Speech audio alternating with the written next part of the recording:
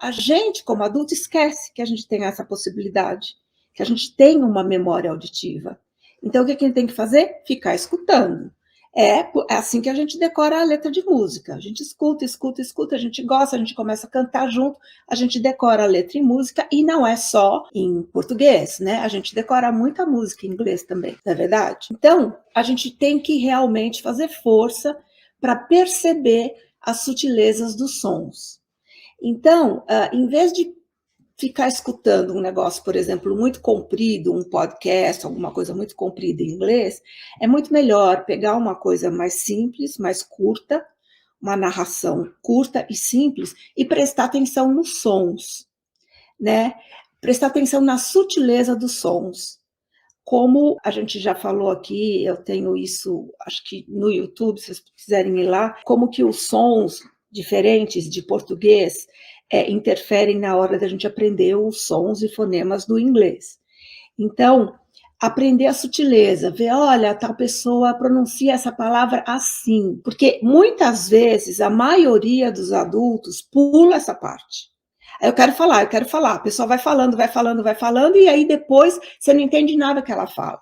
Ela até sabe bastante de gramática, ela até já está entendendo bem todas as formas de narração, mas ela não consegue prestar atenção no som. Então, presta atenção no som. E uma coisa legal de fazer é, por exemplo, assiste um pedaço de um vídeo, de um podcast, ou escuta um pedaço de um podcast com uma pessoa, e depois escuta um brasileiro falando inglês. Tem muito no YouTube, né? As celebridades falando inglês. E você vai, se você prestar atenção, escutar uma ou duas, três vezes a cada um, você vai perceber as diferenças. Olha, ele fala assim, ele fala assado. É para perceber, gente, não é para julgar. E, nossa, mas esse jogador de futebol ele não sabe falar inglês. Não, ele está tentando. Né? Não é para julgar, é só para perceber as diferenças de sons. Então, ativa o músculo da memória auditiva. Isso é muito, muito importante. Sempre que tiver oportunidade. Depois, comecem a apreciar a voz de vocês, o som da voz de vocês, quando vocês falam inglês. Então, sabe o que é muito interessante fazer isso? Ler uns trechos de alguma coisa, de um texto em inglês, para você começar a escutar a sua própria voz. É uma ideia super boa.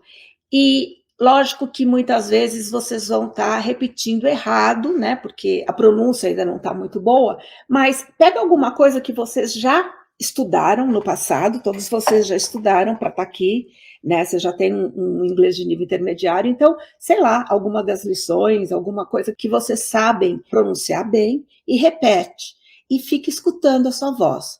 Uma coisa muito boa de ler em inglês trechos de livro de autoajuda. Os livros de autoajuda em inglês normalmente são muito simples. Os autores dos livros normalmente usam uma linguagem que não é sofisticada, não é um inglês sofisticado. É um inglês para pessoa de educação média, né, que tem uma formação média de estudo, conseguir ler e entender. Então, aqui se diz que é normalmente grade 7, grade 6, para esse pessoal. Então, fica muito mais fácil para a gente.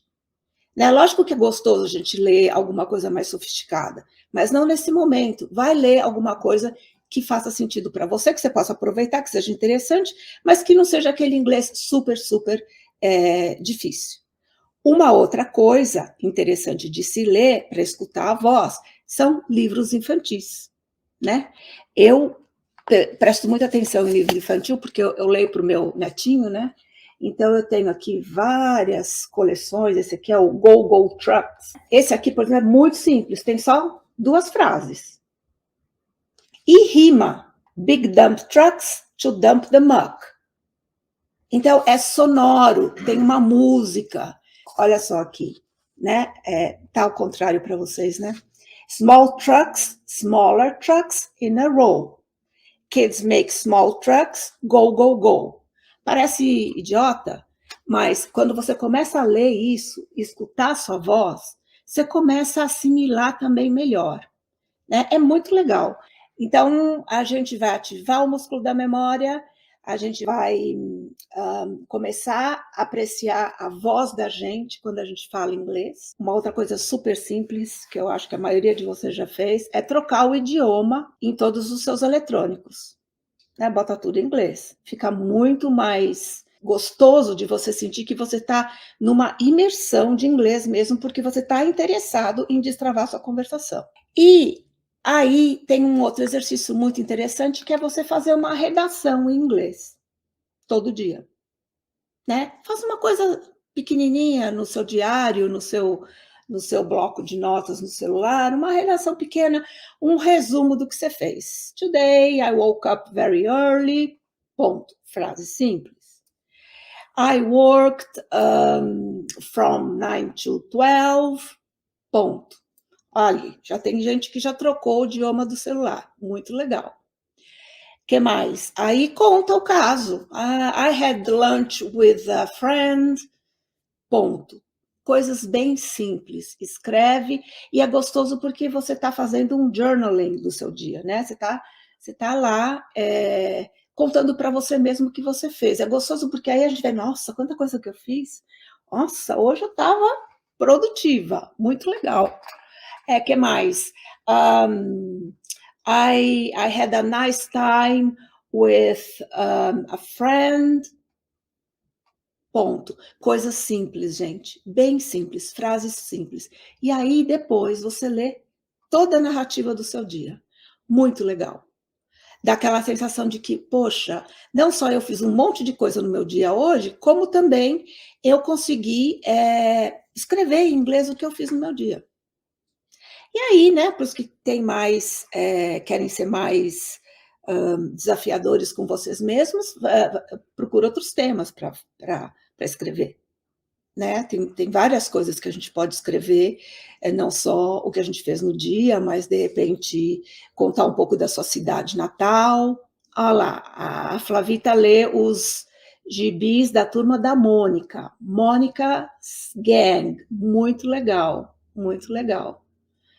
É isso aí, gente. É procurar o que está à volta de vocês para fazer o melhor, né, que vocês conseguirem em termos de ler, de ativar o músculo da memória auditiva e de começar a juntar as habilidades. Então, eu escrevo sobre o meu dia, eu leio alto, eu conto para alguém em inglês, eu gravo a minha voz, no dia seguinte eu vou lá, escuto de novo, nossa, parece que eu falei essa palavra errada, nossa, parece que eu tal, né?